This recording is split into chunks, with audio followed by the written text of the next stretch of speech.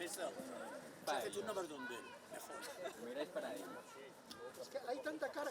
Estos son 10 segundos de escena y tiene que funcionar. Confiaría de ti. Otra vez igual. A ver, espera.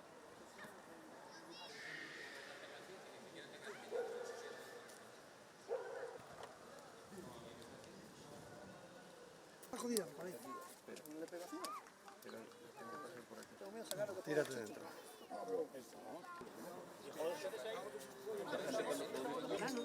Edu, ¿dónde está Edu?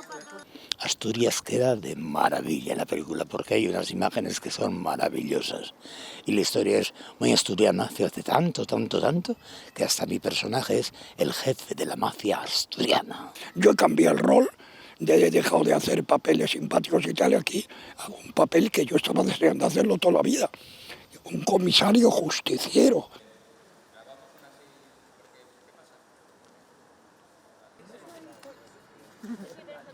El detrás de cámara.